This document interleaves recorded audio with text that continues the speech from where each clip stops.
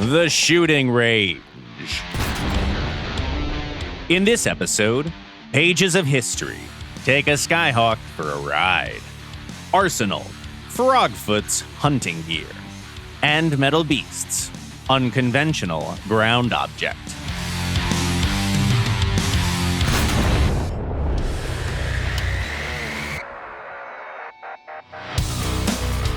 Today's metal beast is one of the most unusual new ground vehicles.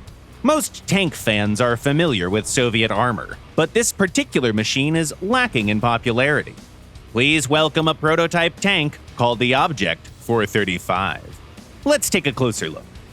Its main caliber is a two-plane stabilized 115mm gun with elevation angles between -5 and +16 degrees. It's also equipped with a coaxial machine gun and a pintle-mounted KPVT.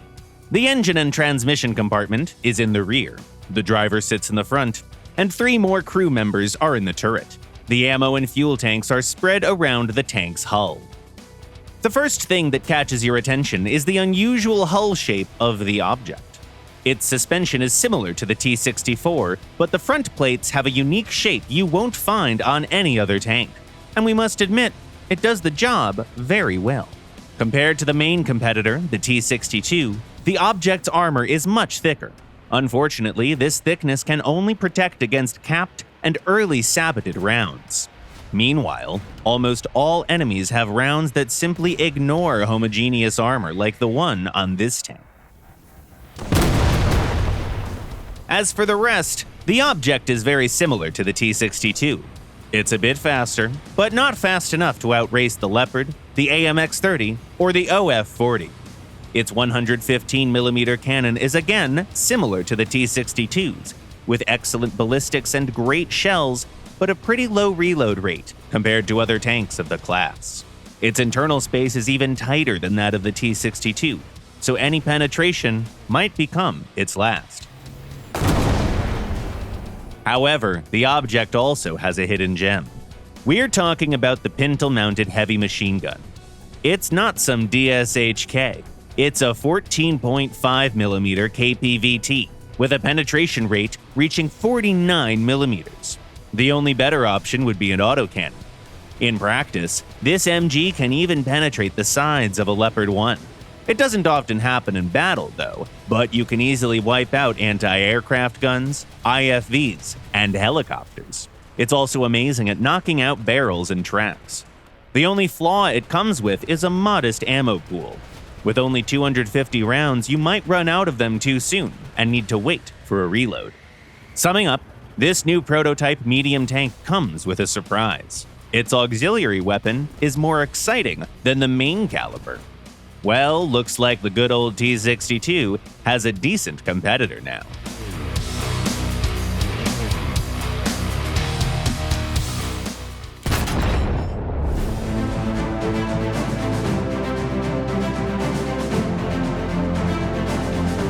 If you're an aircraft enthusiast, you must be familiar with the Douglas A-4 Skyhawk. You might also wonder, how did this specialized and somewhat mediocre machine made in the mid-1950s survive all the way into the 21st century? Actually, it did more than just survive. Some countries still have it in service. It's a true wonder, really. With its delta wing, it's supposed to be pretty demanding of piloting skill, and it offers little to no special capabilities. Why this plane? Well, we have a story that might help you understand. It all happened about 40 years ago. One day, Howard Foote, a glider pilot and a talented student, decided to join the U.S. Marine Corps. He became an aircraft mechanic at the El Toro Air Base in California. The place seemed like a dream. Sunny all year round, an ocean nearby, tons of amazing vehicles to work on. Just serve and be happy, right? Well, here's the thing. Young Foote wanted to be a pilot, not a mechanic. All he needed was to join the academy, graduate, and sign the contract. Fat chance.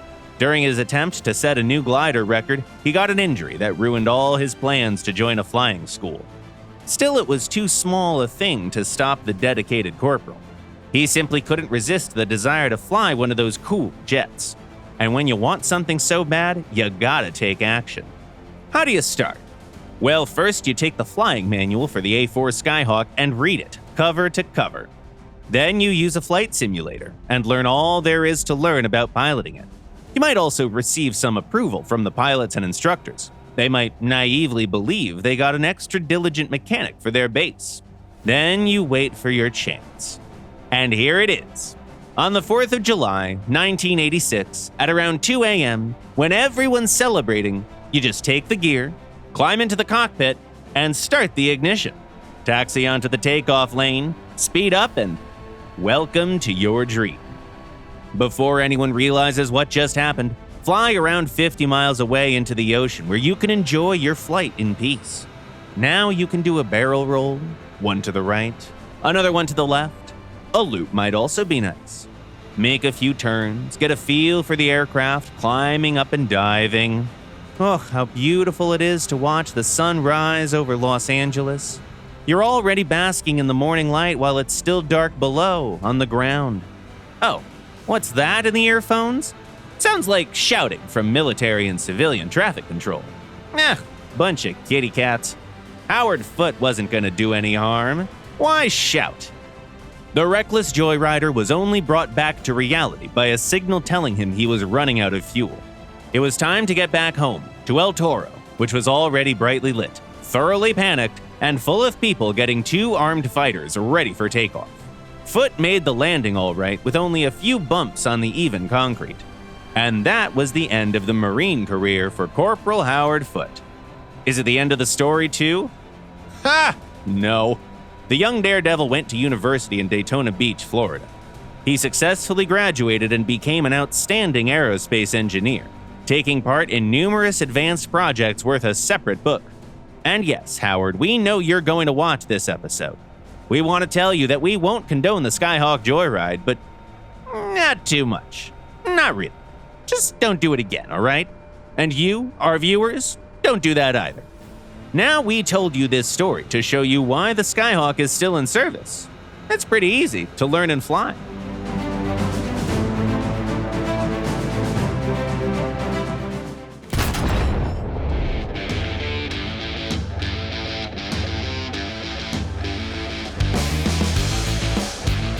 The La Royale update added a couple of new top vehicles to the Soviet strike aircraft list: the regular Su-25T and the premium Su-39. Today's arsenal will study the guided weapon combinations available to them and check whether conventional rockets are still viable. But first, a few other things. Much like with its predecessor, the only weapon you need to have in each loadout is 2 R-60M air-to-air missiles. They'll help you down a couple choppers and fight enemy CAS, or maybe even fend off a couple of fighters. It's a win-win type of weapon, since the external hardpoints can't carry heavier weapons, and the missiles themselves are pretty lightweight. At this battle rating, the top Sukhoi aircraft aren't a threat to fighters in air combat, so their best application case is close air support.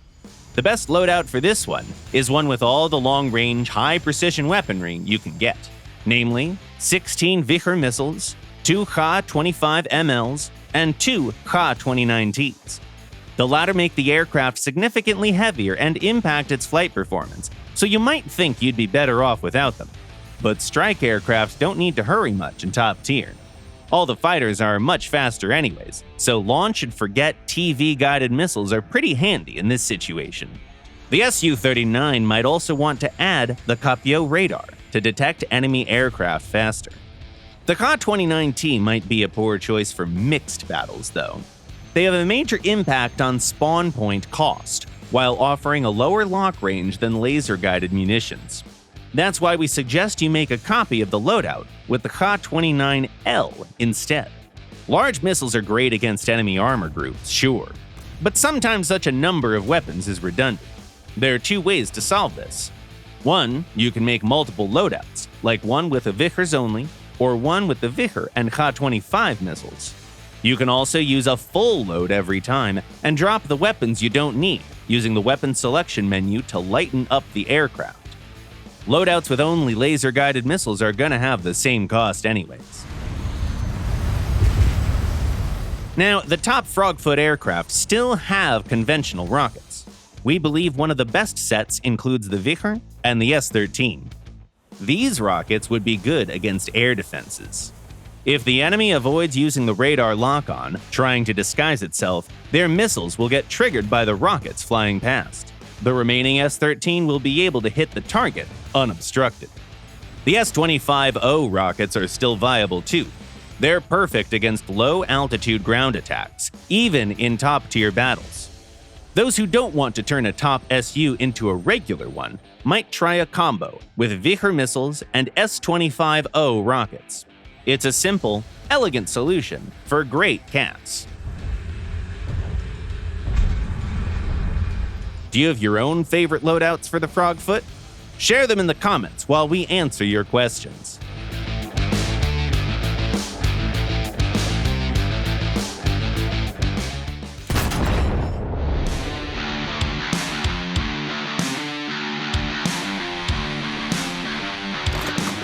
The first question was sent by a player called Lanessa Cooper Gaming. What's better, the F-14A Tomcat or the F-4J Phantom II? Hi there. The F-14 is a better fighter, hands down. The only flaw it has is the lack of a helmet-mounted display. The Phantom, however, is a better strike aircraft, since it has a wider choice of suspended armament.